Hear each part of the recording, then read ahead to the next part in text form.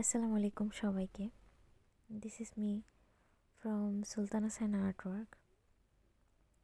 এই ডিজাইনটি আমি রিক্রিয়েট করেছিলাম লাবণ্য সাইন আর্টওয়ার্ক থেকে। আপুর ডিজাইন আমার অনেক ভালো লাগে। আপু অ্যারাবিক ডিজাইনের জন্য অনেক বেশি ফেমাস। স্টিল নাও আপু আমেরিকা থাকে। ওনার টিম মেম্বাররা আছে।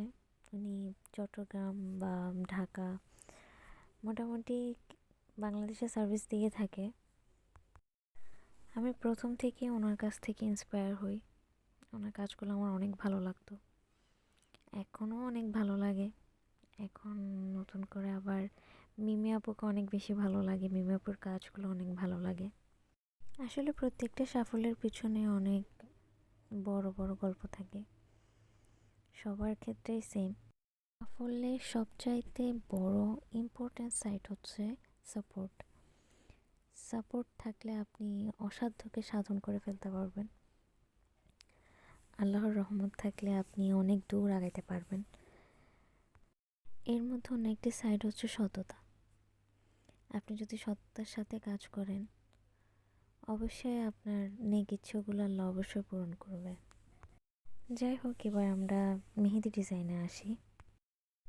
এটা হচ্ছে বক্সের কাজ। এই বক্সের কাজগুলো অনেক বেশি ভালো লাগে। ছোট ছোট ফ্লাওয়ার থাকে, প্লাস বর্ডার থাকে, হামস থাকে। হামসগুলোর ফিনিশিংগুলো অনেক স্মুথ হইলে আরও বেশি সুন্দর লাগে।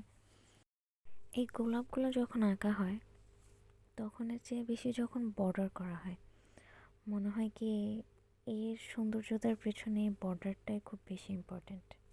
এই বক্সের ডিজাইনটা অনেক সুন্দর, খুব সিম্পল হলো। লিভস থাকে, এখানে গ্যাপের লিভস থাকে, হামস থাকে, দেন বর্ডার থাকে, অনেক সুন্দর লাগে।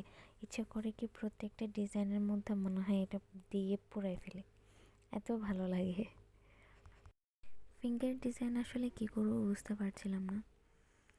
পরে ভাবলাম একটু অ্যারাবিক ডিজাইন করি।